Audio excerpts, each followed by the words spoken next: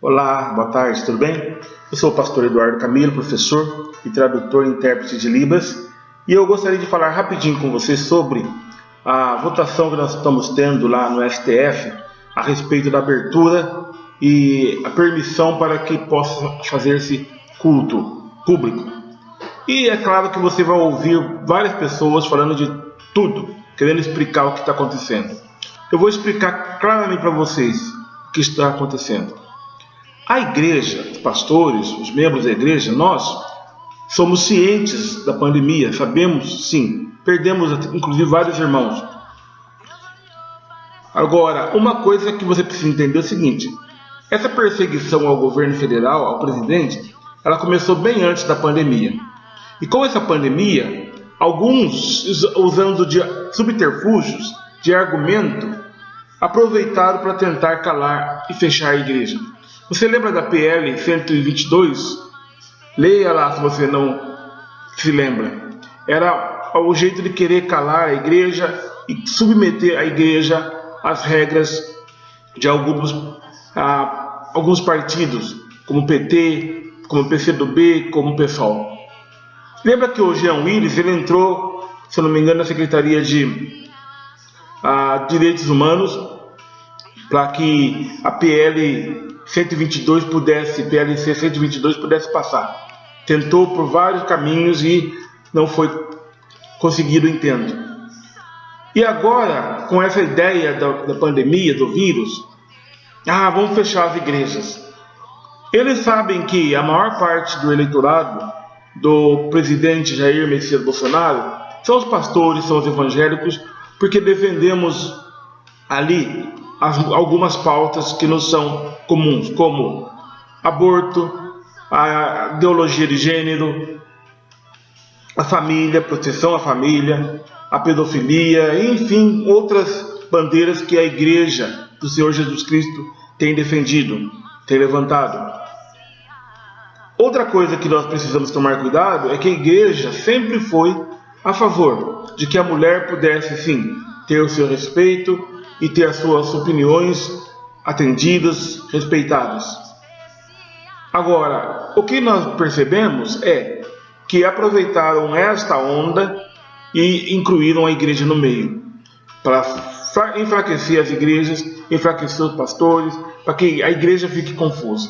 Isso faz tempo que eles estão fazendo, tentando nos confundir, com fake news, colocando um contra o outro.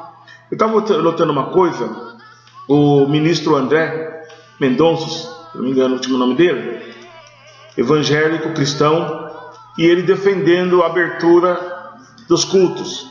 E ele citou ali que a igreja, sempre, através dos séculos, e nós sabemos, sempre tentaram calar a boca e tapar os olhos da igreja e impedir que nós cristãos cultuássemos ao nosso Deus.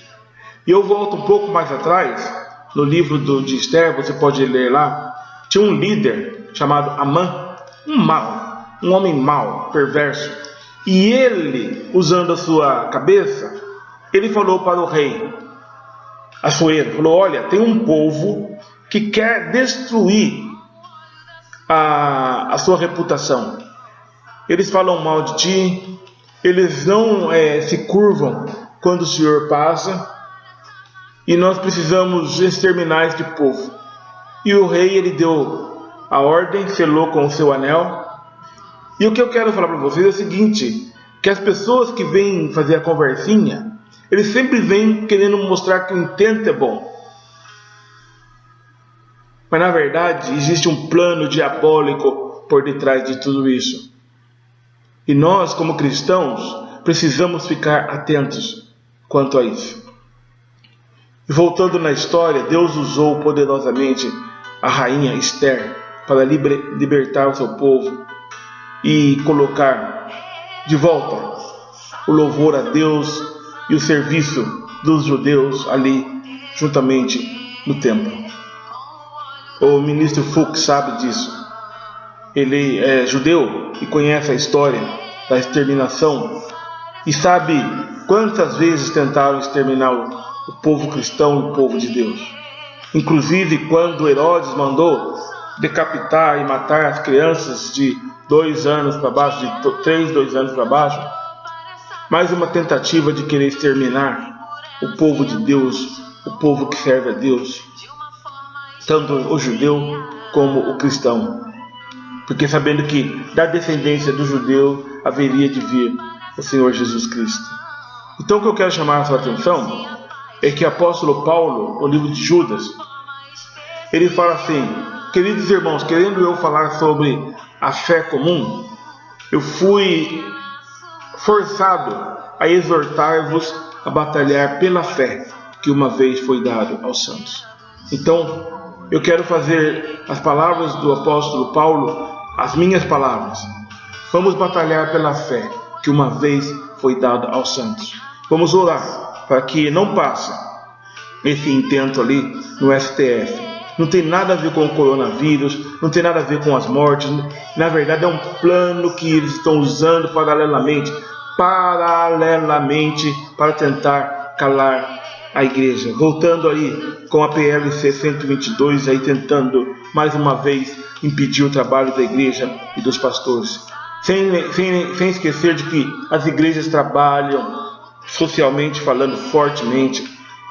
A igreja trabalha no trabalho psicológico, no trabalho de restauração da vida do ser humano, inclusive nesse momento muito importante. As igrejas devem tomar, sim, as precauções, as medidas de higienização, isolamento, distância, mas o culto é devido a Deus. Podemos cultuar em casa, sim, nós já fazemos isso. Podemos cultuar 1 ou 2, onde a presença do Senhor Jesus está ali, sem dúvida. Mas no livro de Hebreus capítulo 10, se não me falha a memória, mas eu sei que é no capítulo 10, fala assim: não deixemos a vossa congregação, como é de costume de alguns.